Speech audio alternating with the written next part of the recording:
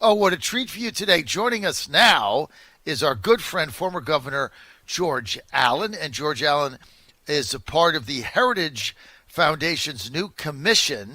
That is the National Coronavirus Recovery Commission. And he's been very involved in trying to get things opened up here so we can get our economy back. And he's with us now.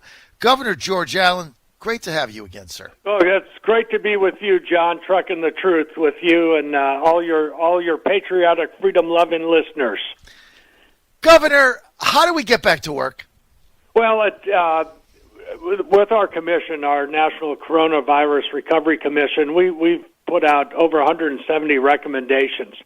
And it's going to take a combination of levels of government. I think the lead's going to come from governors. And it also is important that Congress, the executive branch, the president, as well as the private sector and civil society need to be involved. I was listening to your comments, and our very first recommendation was actually to state governments and stating our very first recommendation that businesses in counties with low incidences should be allowed to reopen. We need to have precautions. Clearly, we have learned a lot. The most vulnerable people are those who are in nursing homes, who live in dense communities that use mass transit and have certain underlying conditions. And that may be whatever percentage that is, those folks need to be protected.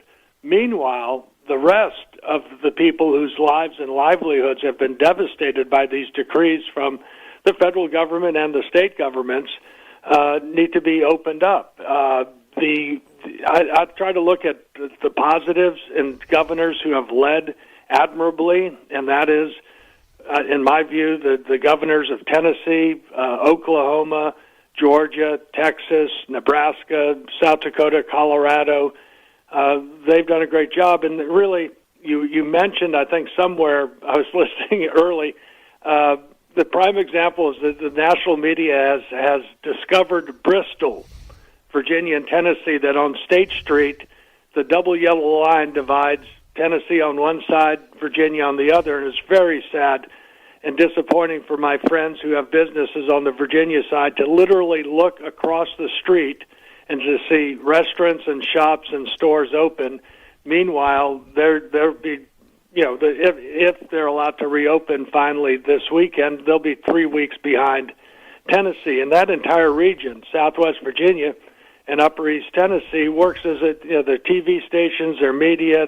They work on a variety of different things together, healthcare, community colleges, and all the rest. And they should have been open together as a region. Now, finally, I'm glad the governor of Virginia recognizes that not the entire state should be considered losers. And some places, such as Northern Virginia, that's in that D.C., Maryland area, they want to wait. That's, I'm sure, frustrating to a lot of businesses, but they have a higher incidence of cases, and cases are going up. But one of the reasons for this whole shutdown was supposedly hospitals are going to get inundated, and hospitals, even in Northern Virginia, have full capacity. But there's things we need to do, John. There's a lot of things that I think going forward need to be done, and we need to make sure our supply chains aren't vulnerable to China. We need to make sure America is the best place to manufacture.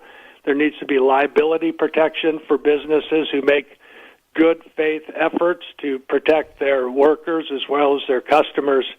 And never again, if this should recur or anything like it in the future, should the government response be closing down businesses in our economy. Do you think this is going to go down in history, Governor Allen, as the biggest mistake that America's ever made? Good question, John. I think in a few months we'll have those after-action reviews. It's the first time in history, and this is unprecedented, first time in history the government decreed a recession, and for some businesses it's going to be a depression. Right. And it's also not just a question of reopening, which is important to do so very safely and protecting, again, the most vulnerable of our citizens. But there are people who are very risk adverse, and even when things are opened up, there's still, with all the media and all the hype and all the fear, there's going to be people who are still very cautious. But I think the states that are leading the way And those were those that I was mentioning from Texas and Colorado to Tennessee and Florida and Georgia. South Carolina. People are going to say, well, gosh, things are working well there. And sure, the disease will be with us. I think we'll soon, in the next few months, get therapeutic antivirals that will help manage it. The vaccine may be a long ways off, but we need to live with it and understand the risk. We're learning more every day from it. The president was faced with doctors telling him, if you don't do something, shutting everything down, 1 million, 2 million people are going to die. And what I try to do with the National Coronavirus Recovery Commission is bring some balance and the concept of proportionality to some of these decisions so that you're focusing on the most vulnerable, whereas cautiously and properly finding the right disinfecting approaches and sanitation and distancing to allow as best you can the safe reopening of businesses. To me, saying a business is non-essential, to me, it's just the height of arrogance of a government.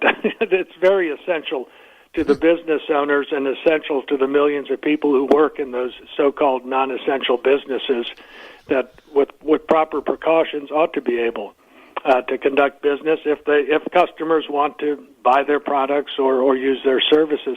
And the worst was shutting down medical facilities. There were people not getting, children not getting vaccines, and people delaying medical treatment. And there were furloughs of hospital workers because of the fear that we're going to be inundated again with so many COVID-19. And we've known for well over a month that maybe not in New York City where they transformed the Javits Center and sent up the naval ship Comfort and all the rest. But it's just to shut, of all people, of all operations who can handle safety, it is doctors' offices. And that was another one of our recommendations, is to immediately reopen medical facilities to allow them to provide healthcare services to people.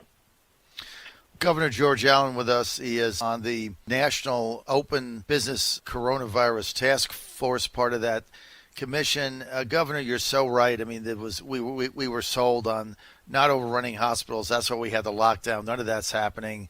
The curve got flattened. I mean, they just keep moving the goalpost. I'm sure heard my analysis of this now. We all poured into this at the beginning because we didn't know. I get it.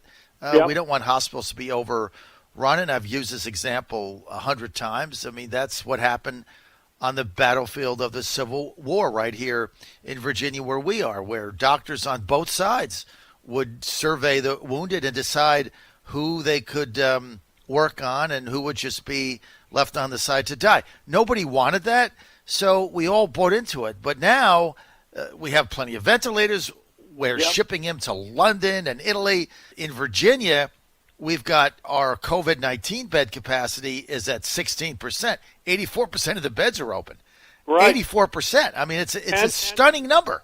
Right, and all the PPE, and that was a concern too. The frontline workers, they needed to have that protection, the masks, gloves, gowns, and so forth, and that's all available now. There's not a problem in that regard. What we need to be looking at is the reopening by region in Virginia, which other states already have done, and Virginia's belatedly doing it, where various governors have gotten A ratings or A grades on it. Ours has not, but